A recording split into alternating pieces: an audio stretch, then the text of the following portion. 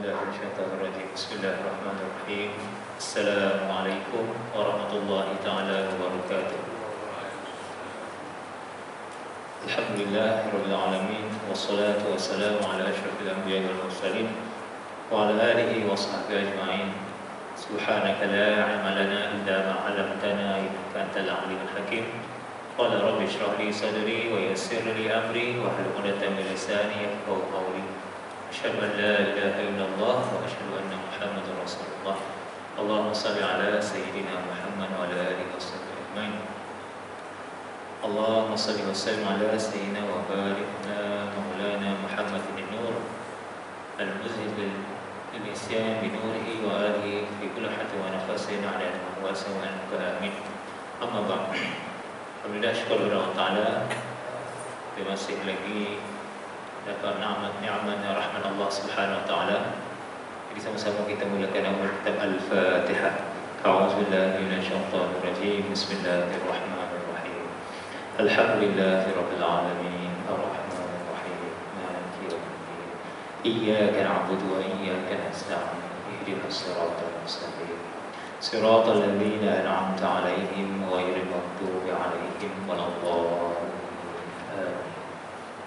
Tuan-tuan dan puan rahmat Allah sekalian, syukur Allah Ta'ala. Jadi insyaAllah malam ini kita masih lagi pada hadis yang ke-39 insyaAllah.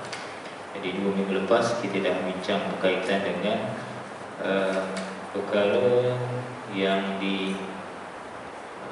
dimaafkan oleh Allah Subhanahu Wa Ta'ala.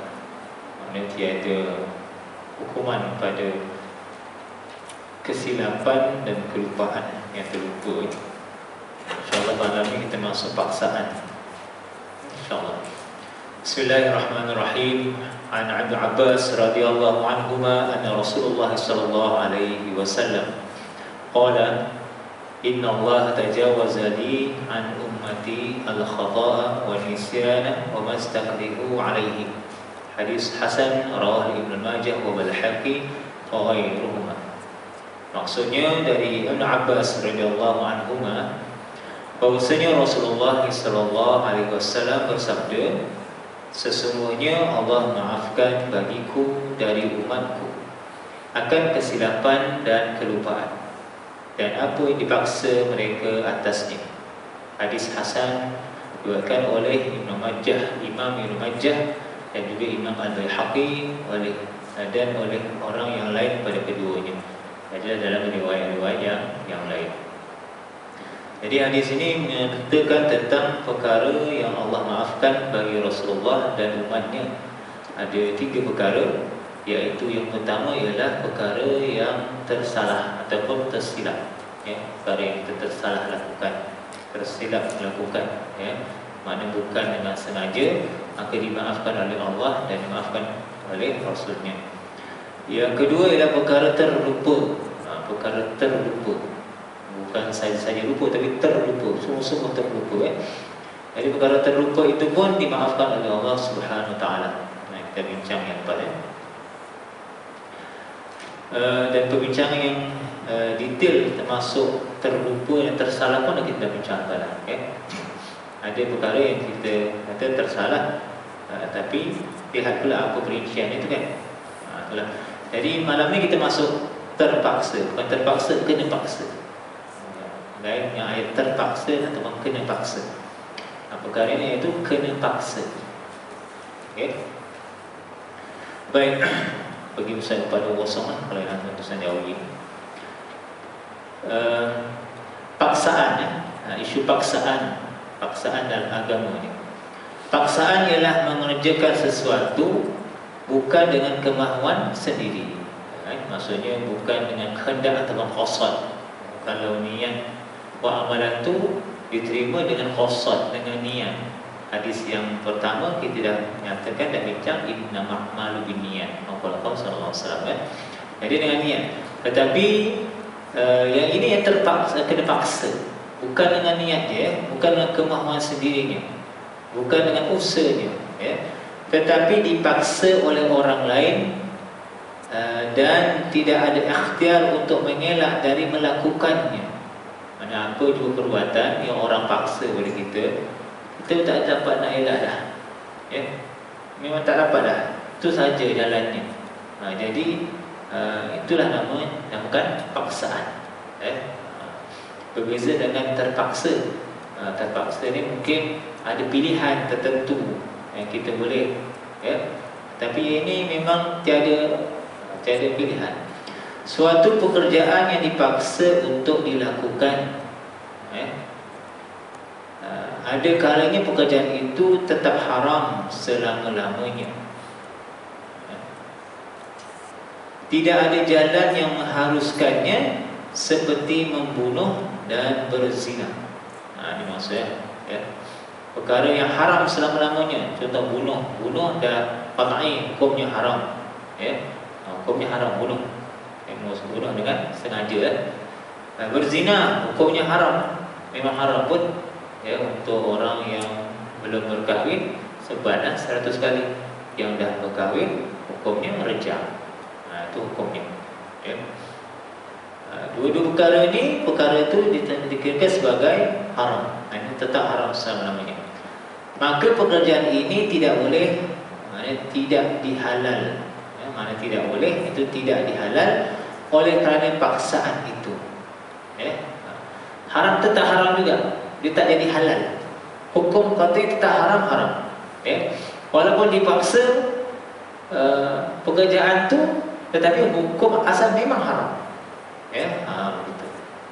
Dia kena ada dua isu. Satu, hukum itu haram. Satu lagi, dosa atau tidak tu isu yang lain. Dua kali berbeza. Itu antara hak Allah dengan hak manusia. Dua berbeza. Ini dalam ini menyatakan bahawa hukum membunuh, hukum zina tetap haram. Dia tak jadi halal.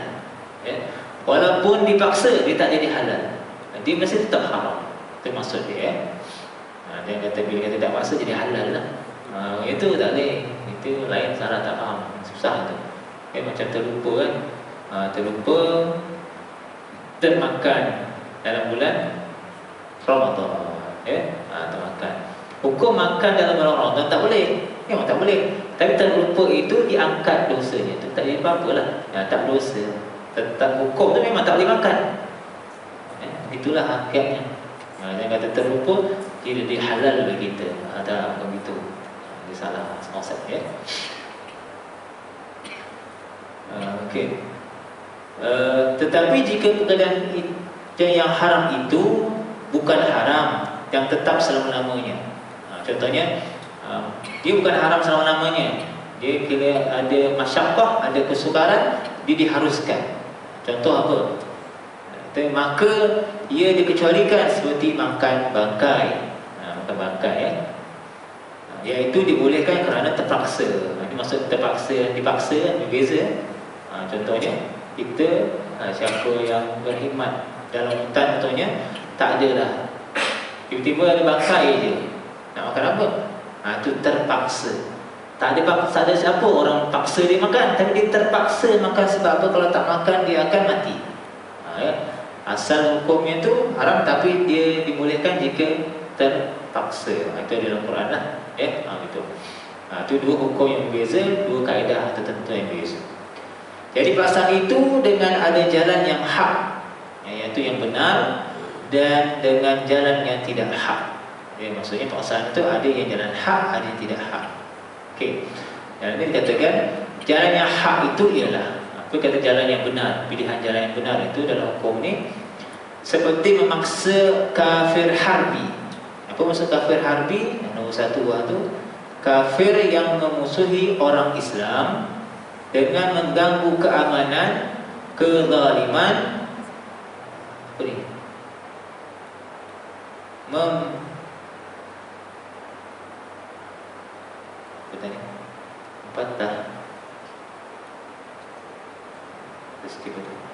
Memaksa orang meninggalkan agama dan sebagainya. Memfitnah. Dia kata memfitnah. Orang kafir yang memfitnah, orang kafir memaksa orang meninggalkan agama dan sebagainya. Ini kafir harbi. Maksud harbi boleh diperangi. Bukan kafir zimmi. Kafir zimmi itu kafir yang baik tukai, ikut perintah orang pemimpin Islam yang duduk dalam negara Islam. Ini kafir harbi. Jadi memaksa kafir harbi untuk memeluk agama Islam. Sekiranya ia memeluknya, sahlah Islamnya. Betul lah, ya. Contohnya dalam perang, contohnya ada satu kisah Rasulullah SAW. Sahabat ni dalam perang, bila perang tu dia dah pancung kepalanya. Kemudian musuh tu dia bersyahadah, asyhadu an la ilaha illallah wa asyhadu anna rasulullah. Tapi sahabat ni kata ni strategi perang katnya ni. Tipu ni, dia pun pancung. Lepas tu beritahu Rasulullah SAW, Rasulullah tegur dia. Bila seorang kafir itu dah syahadah, maka dia Islam. Islam. Hukum secara zahirnya, ya. Berarti kita tak tahu kan hukum secara zahirnya. Jadi bila kita paksa orang kafir zimmi, kafir harbi masuk Islam dan dia peluk Islam, sahlah Islamnya. Dikira Islam itu, ya. Dan seperti seorang hakim memaksa orang yang berhutang untuk menjual hartanya. Maksudnya orang hutang dia ada harta, kena gadaikan jual hartanya itu. Kerana apa? Kerana untuk menyelesaikannya, setelah sempurna penyiasatan terhadap dirinya. Contoh ada orang yang hutang dan perlu selesaikan hutang-hutang itu, hakim perintahkan untuk jual semua hartanya dan diselesaikan hutang itu. Lepas selesai penyiasatan terhadap dirinya. Ini dimaksud paksa tapi jalan hak yang benar, yang dibolehkan. Ya. Dan jalan yang tidak hak, ada dua, satu jalan tidak hak, iaitu ialah seperti memaksa supaya dirosak atau dibinasa harta orang lain. Tak betul, tak boleh paksa begitu. Nak paksa supaya rosakkan harta dia, pecahkan kereta dia, bakar rumah dia. Contohnya kan, itu tak boleh. Kalau berlaku pasal ini, maka segala tanggungjawab adalah atas orang yang memaksa. Ya? Siapa yang maksa dia tu? Sebab dia kena paksa kan, orang itu contoh kena paksa. Bukan atas orang yang dipaksa. Ini orang dipaksa itu tak ada apa-apa. Orang yang memaksa itu hukum atas dia. Dan seperti memaksa seorang supaya bertutur dengan kata-kata menyebabkan murtad. Contohnya ada orang minta kita murtad, paksa kita murtad. Kalau kita tak murtad, dia akan bunuh kita. Jadi macam mana kita nak kata ke tak kata? Jadi para ulama dah bincang dalam ni. Kalau kita kuat iman kita, kena bunuh, silalah ganjaran Allah Ta'ala. Dan sekiranya paksaan itu terdapat akhir, contohnya kita orang yang terakhir dalam kawasan yang tak tahu umat Indonesia ni, kita seorang je orang Islam, mati kita tak adalah Islam di dunia Malaysia ni, contohnya dah tak ada dah. Maka pada ketika itu kita diharuskan untuk ni bercakap begini lah, ya. Betul.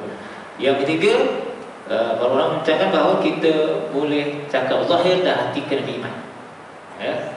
Zahir kata kita keluar Islam, tapi hati mesti beriman. Itu tiga kaedah yang disebut. Baik, sekiranya orang itu bertutur dengan kata-kata itu sedang hatinya tetap beriman, maknanya kuat, mantap imannya dalam hati, ya. Nah, ini orang-orang yang beriman kuat ni, maka tidaklah dia jadi kufur. Maknanya dia tetap beriman, tetap beriman. Sebab apa? Dia dipaksa. Dan seperti memaksa seorang supaya mentalak isterinya. Talak itu kalau dilakukan tidaklah jatuh. Ini bukan paksa macam isteri paksa suami jatuh talak. Itu tak terhib. Contohnya kalau kau tak talakkan isteri kamu, maka kau membunuh semua keluarga kamu. Macam mana? Tak ada pilihan dah. Jadi secara itu kita lafazkan, tapi secara hati kita tak. Ini adalah kaedah. Ada dalil berkaitan. Baik. Itulah antara isu-isu ataupun perbincangan berkaitan dengan hukum paksaan. Jadi yang pertama berkaitan dengan perkara yang haram selama-lamanya, Haram selama-lama maksudnya hukum tu memang haram. Jika terpaksa, hukum tetap haram tetapi dosa diangkat, tak dosa. Ya. Itu antara itu contoh membunuh dan ataupun berzina. Hukumnya itulah. Hukum bunuh ni pula ada beberapa pandangan lah. Ya. Ada setengah ulama kata bila terpaksa tu tak perlu kisos. Ya. Ada kata perlu kisos. Tak perlu diat, ada kata perlu diat. Itu malah hukum-hukum yang lain. Maksudnya hukum asalnya beginilah. Ikut dalam hadis ni, maksudnya perkara itu diangkat dari sudut dosanya. Hukumnya tetap dipaksa. Kemudian berbincang berkaitan dengan jalan yang hak atau jalan yang tidak hak. Jalan hak ni boleh. Ni boleh. Ya. Contoh kita paksa orang kafir Arabi masuk Islam, kena Islam, sah Islamnya. Okey, itu boleh kita buat. Ataupun seorang hakim paksa orang hutang tu jualkan hartanya untuk bayar hutang. Ini yang boleh. Paksa yang hak. Tapi yang tidak boleh iaitu supaya contohnya dia rosakkan harta benda. Kita paksa orang untuk rosakkan harta benda orang lain. Jadi kita berdosa. Orang yang dipaksa, kita paksa tu tak ada apa-apa. Tak ada masalah. Sebab dia dipaksa. Itu yang kalau dah tak ada jalan lain. Kalau kita ada jalan lain, kita ikutlah jalan lain. Kalau jalan lain, janganlah ikutkan orang yang maksa. Kalau dah tak ada jalan lain, buatlah. Tapi hati kita tidak bersetuju dengan perkara itu. Okey. Itu antara beberapa perkara lah. Kalau kita bincang dalam kita lihat sama masalah kaitan dengan zina.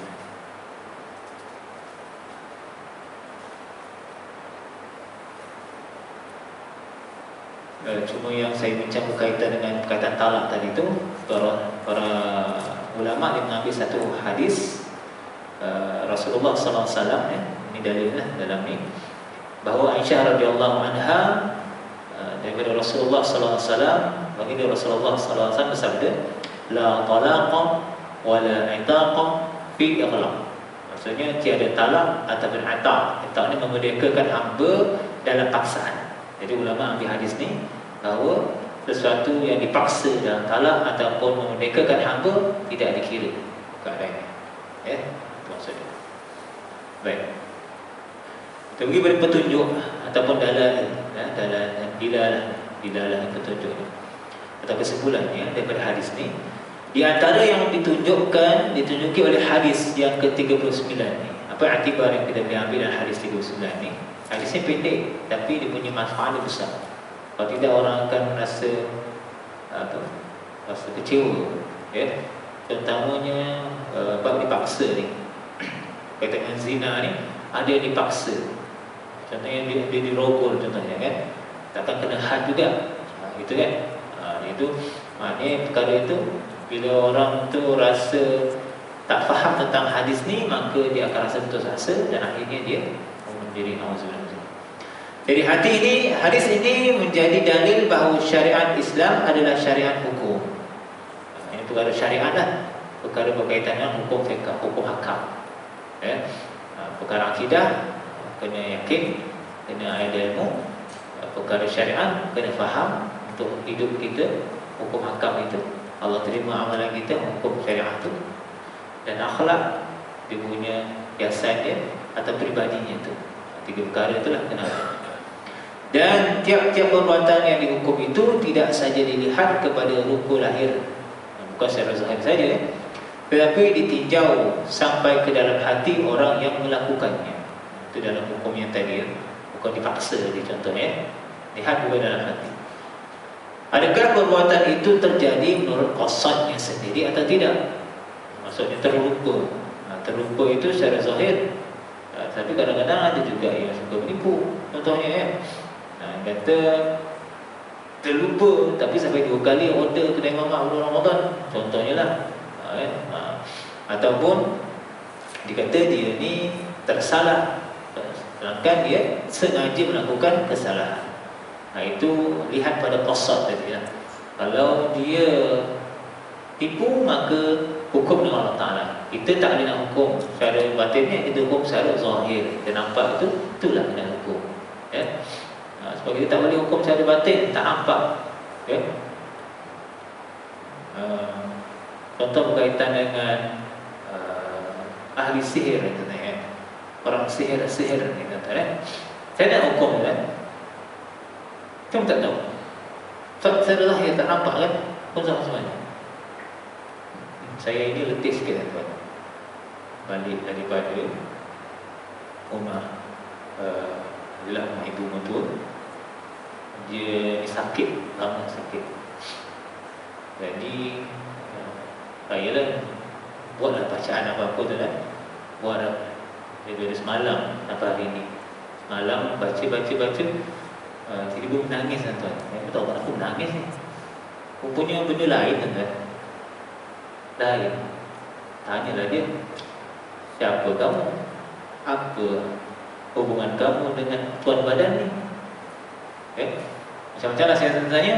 Akhir dia mengaku dia dihantar oleh ahli sihir tuan. Saya tanya, hantu raya ke? Pucung ke? Apa plastik ke? Kategori-kategori tu kan. Hantu raya. Hantu raya dia. Bacalah ayat kursi. Baca ayat kursi, baca selawat tafriyah. Sakit dia. Lepas tu saya tanya, awak juga ke yang menyebabkan suami pada tuan badan ini meninggal? Ya, saya buat. Bapak mentua saya lah tu meninggal lah sebab sihir. Tu sekarang kena mak mentua pula. Macam tu. Jadi bila dia sakit tu, dia tanya lah, nak masuk Islam tak? Tu je. Dia kata nak masuk Islam. Dia nak, tapi dia takut. Takut kenapa? Dia diikat oleh tuannya. Aku datang sini sebab tuan aku arahkan. Kalau aku tak buat, aku nak seksa. Dari itu. Ini nak hukum dia macam mana? Tak tahu nak hukum. Kalau orang nak bunuh ni, kita tahu dia bunuh, ada bukti, mana kita sabit kesalahan dia, kita hukum balik kan? Ini ahli sihir nak macam mana? Saya tanya, siapa tuan kamu? Kita nak cakap, tak apalah, saya tak nak hukum cara zahir, tak nak zahir. Tak apalah, Islam. Namakan dia, tanya, laki perempuan, jantan betina. Kata, betina. Okeylah, saya namakan Allah Fatimah. Lepas ni, buat perjanjian bahawa dia jangan ganggu lagi keturunan ni, badan-badan ni. Dah. Keluar dah dia. Hantar dia. Selesai. Habis selesai. Jeling balik. Pahal pula. Ada lagi seekor. Allah. Hantar lagi. Tuan hantar lagi. Ya, ini tuannya datang hantar. Kata. Pun kita baca rukiah, baca. Kemudian akhirnya sakit lagi. Nak masuk Islam tak? Nak masuk Islam. Lepas tu syahadah. Dia dah syahadah selesai. Okay, aku bagi nama kau Aminah lah. Dia jeling. Kenapa? Aku laki. Sudah. Laki pula. Ini real tuan. Jadi kelas saya bagi nama Ahmad. Okay, Ahmad suka nama suka. Ahmad keluar. Dengan dah selesai tuan-tuan. Pagi tadi datang lagi seekor. Hantar lagi. Dia tanya, apa tujuan tuan kau ni? Nak bunuh dia. Allah. Islamkan lagi. Namkan Ali pula. Dah keluar. Kau selesai tadi dan tak tahu malam ni ke besok ada lagi tak. Ini ahli tukang sihir. Jadi nak hukum macam mana? Kalau ikut Abu hadis ni macam mana kata? Salah ke, terlupa ke, atau kena paksa? Saya dah tahu lah. Kalau hukum asal itu, kalau nampak orang yang membunuh tu, dia tahulah kita turun di polis, kemudian sabit kesalahan, bincang mahkamah, bicara mahkamah, salah lah. Ini tak ada. Benar-benar. Sekarang dah mula banyak kan orang guna sihir sebagainya. Saya pun tak tahu kenapa. Anak muda pun belajar dari YouTube kan. Belajar dari YouTube, dia jadi Facebook. Allah. Ini bab hukum. Saya rasa tak sepatutnya. Ini nak cerita sikit lah tu. Nak cerita hukum tak apa dah orang. Ya, hukum tak apa. Jadi Allah Alam. Saya tak tahu dia boleh bercakap pula kan. Saya cakap lah. Kan? Cakap lah, tak cakap tak tahu pun. Tak tahu apa ni. Jadi tuan-tuan kalau apa, dah nyakut lah. Kita ni khalifah, manusia khalifah. Yang lain tu semua tak ada apa. Allah Maha Kuasa. Allah Maha Kuasa. Tunggulah sampai bila dia nak hantar benda lagi tu. Saya Islamkan je lah. Rasulullah Islamkan jin kan. Saya pun Islamkan je lah. Besok akhirat jumpalah si Fatimah, si Ali dengan si Ahmad tu. Dengan izin Allah. Allah Maha. Baik, sama lagi. Sampai ke situ lah cerita. Baik. Adakah perbuatan terjadi menurut qasadnya sendiri ataupun tidak? Maksudnya orang yang tersalah kena paksa ataupun yang terlupa tadi. Kerana ini penilaian hukum terhadap seorang yang mengerjakan sesuatu dengan qasad atau sebagainya tidaklah sama keadaannya. Beza hukum. Terpaksa maksudnya ataupun terlupa atau tersalah itu tiada dosa baginya. Tetapi jika dengan qasad memang nak membunuh, qasad untuk saja kesalahan, qasad untuk tidak lupa melakukan maksiat, maka dia berdosa. Di antara macam ni dalam hukum qada dan qadar berkaitan dengan musibah dan maksiat. Musibah dan maksiat. Kita maksiat tidak boleh berhujah depan Allah Ta'ala.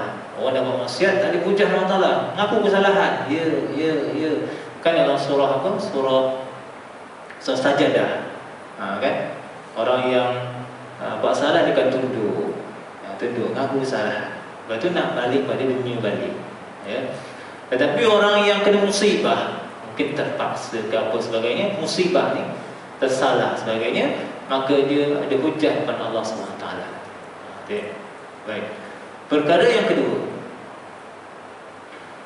juga hadis ini memberi pengertian kepada kita tentang penghargaan agama terhadap kesedaran. Ini amatlah besar artinya dalam bidang hukum, sehingga ada perbuatan yang tidak dihukum sah kalau dikerjakan dengan tiada kesedaran atau qasad yang sendirinya. Mana hukum sah tu maknanya hukum dosa lah. Maknanya ada dalam agama kita ini perkara demikian terhadap kesedaran. Kita buat sedar ke tak sedar. Seperti dalam perkara talak contohnya, talak paksa, sebagaimana telah diterangkan dahulu, yang demikian ternyata pula bahagian bahawa kesedaran itu adalah bukti tanggungjawab seorang atas perbuatannya. Itu sedar. Jadi betul salahnya perbuatan itu adalah dalam pengetahuannya dan dia akan menerima akibatnya. Kalau betul lah dia terpaksa atau tidak dipaksa, itu semua tergantung pada dia. Sebab kita hukum secara zahir sahaja. Itu juga dengan terlupa ataupun tersalah, kita pun tak boleh buat apa, kecuali orang yang hanya melakukannya. Itulah contohnya. Wallahu a'lam. Baik, itulah hadis yang ke-39 berkaitan dengan terlupa, tersalah ataupun kena paksa. Okey. Masuk lagi. Terus hadis yang ke-40 lah, insyaAllah. Hadis saya ni kalau tak habis, tambah lagi setahun, 2 tahun kan. Kalau boleh habis je lah. Kita tak tahu kan, Allah macam kuasa kan. Baik, hadis yang ke-40. Bismillahirrahmanirrahim. An Umar radhiyallahu anhuma qala akhadha Rasulullah sallallahu alaihi wasallam bimankibi qala kun fid dunya ka'annaka gharibun aw 'abirus sabil. Wa kana Ibnu Umar radhiyallahu anhuma yaqul idza amsayta fala tantaziris sabah wa idza asbahta fala tantaziril masa wa khudh min sihhatika limaradika wa min hayatika limautika. Rawahul Al-Bukhari. Ini hadis Imam Bukhari. Baik. Hadis yang ke-40 ini hadis daripada Umar radhiyallahu anhuma. Katanya Rasulullah sallallahu alaihi wasallam memegang bahuku lalu dia bersabda. Ini sifat Rasulullah lah. Dan Rasulullah ni dengan sahabatnya dia sangat rapat, dia pegang bahu. Ini sifat Rasulullah. Kalau kita baca dalam kitab Syama'il Muhammadiyah, banyak sifat-sifat Rasulullah.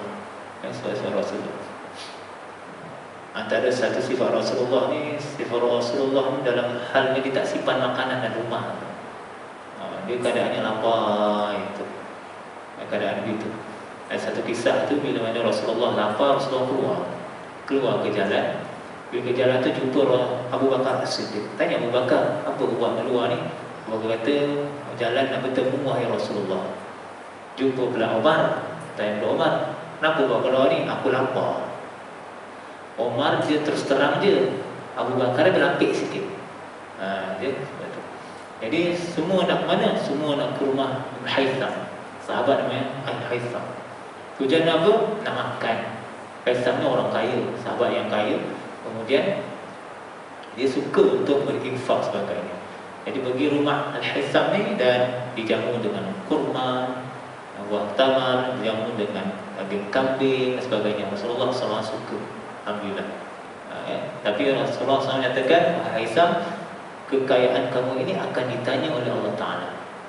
Betul? Ini semua akan tanya. Sebab para Nabi pun akan ditanya berkaitan dengan hal mereka. Untuk menunjukkan apa? Menunjukkan hari itu hari Yaumul Hisab. Hari ditanya. Nabi pun kena tanya. Betul ya? Apatah lagi kita ni, banyak akan ditanya lah. Mudah-mudahan kita mudah urusannya, insyaAllah. Baik. Jadi Rasulullah SAW memegang bahuku, lalu ia bersabda, hendaklah engkau berada dalam dunia seolah-olah engkau orang berdagang, orang berdagang, atau orang yang sedang melalui jalan, iaitu pengembara. Ibarat kita dunia ini sebagai pengembara ataupun bermusafir, betul ya? Dan adalah Ibnu Umar radhiyallahu anhu, Umar berkata, jika engkau berada di waktu petang, janganlah menunggu pagi. Dan apabila engkau berada di waktu pagi, maka janganlah engkau menunggu petang. Dan gunakanlah dari sehat atau masa sehat engkau bagi masa sakit engkau, dan dari hidup engkau bagi masa mati. Diriwayatkan oleh Imam Al-Bukhari. Di surah asas ni kita lihat hadis ni dengan cukup tampuh lah, kita dunia ni sebagai musafir. Dalam satu riwayat lain, Rasulullah SAW mengibaratkan dunia ni, kita berjalan sampai ke satu pokok yang besar, kita berteduh, kita rehat, kemudian kita selesai, kita rehat sebentar, kita berjalan balik. Itulah dunia sementara ya. Sebab kita kan umur kita pendek, semua pendek umur dulu panjang Nabi Nuh AS ada 1000 tahun dan Musa 500 tahun. Kita semua dalam lingkungan 60 ke 70 tahun. Setelah 70 tahun tu rezeki lah Rasulullah meninggal umur 63 tahun. Abu Bakar pun macam tu, Abu Bakar. Tapi Abu Bakar dia lewat sehari lah sebab apa? Saya berdoa kepada Allah Ta'ala sebab Abu Bakar tanya, masa dia sakit, dia tanya kepada anaknya siapa? Fatimah Aisyah isteri Rasulullah kan, tanya, hari ini hari apa? Hari ini hari sekian. Rasulullah wafat biasanya. Jadi dia berdoa, ya Allah, matikan aku selepas hari itu. Sebab apa? Dia tak nak rendahkan sikit dirinya daripada Rasulullah SAW. Itu sifat Abu Bakar As-Siddiq kan. Jadi dilihat hadis ni menunjukkan bahawa jangan kita bertambuh lah istilahnya. Jadi hadis ini diriwayatkan oleh Imam Bukhari daripada Umar. At-Tirmizi juga meriwayatkannya dari hadis Imam Laits dari Mujahid, dan tambahan ini iaitu wa'ad nafsaka min ahli kubur, dan hitunglah diri kau dari bilangan penduduk kubur. Ini tambahan dalam riwayat yang lain daripada Imam Tirmizi, daripada hadis Imam Laits dan Imam Mujahid. Ada tambahannya. Tajuknya apa? Tambahnya wa'ada nafsaka min ahli kubur. Hitunglah diri kita ni, diri kau ni dari bilangan penduduk kubur. Kalau kita tengok kubur tu dah berapa stol habis, kan? Jadi mungkin ada bahagian untuk kita pula. Gitulah, hitung. Tak tahulah kubur mana, mungkin mak kata ni dah penuh tak lah. Kalau kita pergi, biasanya orang urus lah, orang cangkul dia tahu. Yang membuat liang tu, dia dah tahulah, ini kubur ni besar, ada baki lagi berapa ni space untuk ni. Macam tempat saya ada dua, satu yang lama, satu yang baru lah, bukan baru tapi kawasan kampung Renceng Hilir. Jadi bila meninggal, pilih nak area mana, nak orang lama-lama, nak orang baru, pilih lah. Macam tu. Biasanya orang lama-lama dia akan pergi ke orang lama, jalan ke enam kaki beranam tu, orang tak nak lalu tengah malam, takut. Tak tahu kenapa. Tapi yang baru terang. Itulah. Jadi hitunglah diri engkau bilangan penduduk kubur. Supaya apa? Supaya kita akan lihat diri kita lah, badan kita. Tambah sikit lagi nilai hadis ni. Hadis ni adalah penghidupan seorang dalam dunia dengan memberkatakan secara terus terang hakikat dunia dan kehidupan di dalamnya. Itulah dunia. Ya. Wal hayatud dunya illa mata'ul ghurur. Apa itu dunia? Mata'ul ghurur, kesenangan yang menipu. Yang mesti difahami oleh orang mukmin dan menerangkan pula apakah yang wajib disediakan sebelum dia diperintahkan meninggalkannya kelak. Inilah ada hadis ini, nanti kita bincanglah ya, berkaitan sifat orang mukmin. Bila kita di dunia ni, apa yang kita perlu lakukan untuk kita bersedia menempuh pada alam barzakh ataupun alam akhirat ya. Kalau nak fikir-fikir memang tak sedia lah kan. Tengok amalan ni Allah tak cukup lagi. Para sahabat dahulu amalannya banyak, para tabi'in banyak, orang-orang soleh banyak.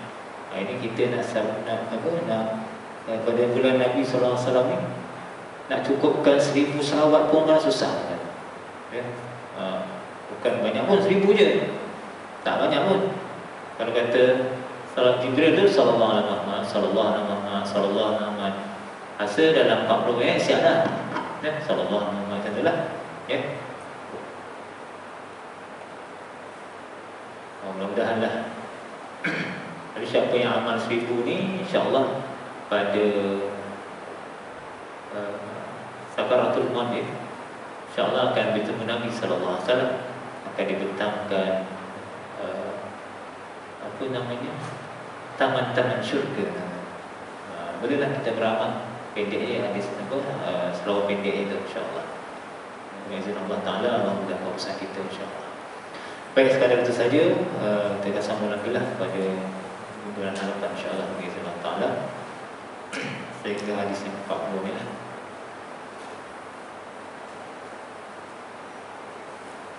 Aku qali hadza astaghfirullah li wa lakum wa lisal muslimin wa muslimat fastaghfiruhu innahu ghafurur rahim. Ditangguhkan atas kafarah dan salat asr. Subhanallah wa bihamdika asyhadu an la ilaha illa anta astaghfiruka wa atubu ilaik. Bismillahirrahmanirrahim. Wal 'asri innal insana lafi khusr illa alladziina aamanu wa 'amilus salihati wa tawassaw bil haqqi wa tawassaw bis sabr. A'udzu billahi minasyaitonir rajim. Bismillahirrahmanirrahim. Alhamdulillahirabbil alamin. Wassalatu wassalamu ala rasulillah wa ala alihi washabbihi ajma'in.